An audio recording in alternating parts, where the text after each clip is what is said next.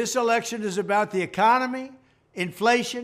মার্কিন president Donald ট্রাম্পের এক নির্দেশে বড় ধাক্কায় রয়েছে বাংলাদেশের লাখো মানুষ। রোহিঙ্গা সহায়তা ছাড়া বাংলাদেশের বাকি সব কার্যক্রম আপাতত 3 মাসের জন্য গুটিয়ে নিয়েছে যুক্তরাষ্ট্রের এজেন্সি ফর ইন্টারন্যাশনাল ডেভেলপমেন্ট। বিশ্লেষকদের মতে যুক্তরাষ্ট্রের এই নতুন সিদ্ধান্ত দেশের জন্য বেশ উদ্বেগের।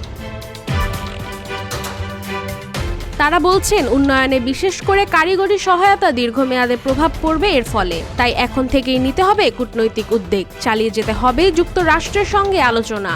দেশটিকে বোঝাতে হবে যুক্তরাষ্ট্রের বাণিজ্যিক সহযোগী দেশ হলো বাংলাদেশ। তবে ইতিমধ্যে স্থগিত করা হয়েছে ইউএসএআইডির অর্থায়নে চলমান প্রকল্পের কাজ। খাদ্য নিরাপত্তা, কৃষি শিক্ষা, স্বাস্থ্যসেবা, গণতন্ত্র ও শাসন ব্যবস্থা, পরিবেশ, জ্বালানি এবং মানবিক সহায়তা কার্যক্রমও হারিয়েছে গতি। কোনো প্রতিষ্ঠান আবার দিয়েছে কর্মী ছাঁটাইয়ের নোটিশ। এতে উচ্চমূল্যস্ফীতি সহ নানা কারণে চাপ রয়েছে বাংলাদেশে।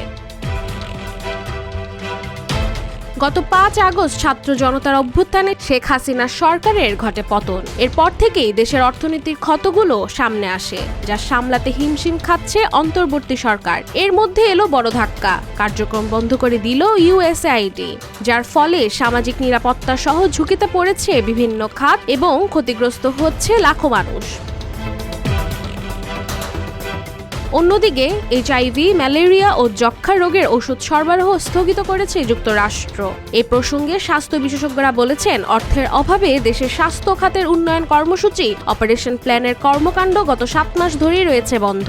বেতন নেই 20,000-এরও বেশি কর্মীর। এই পরিস্থিতিতে মার্কিন সহায়তা স্থগিত, স্বাস্থ্য খাতে চলছে মরার উপর খাড়ের ঘা।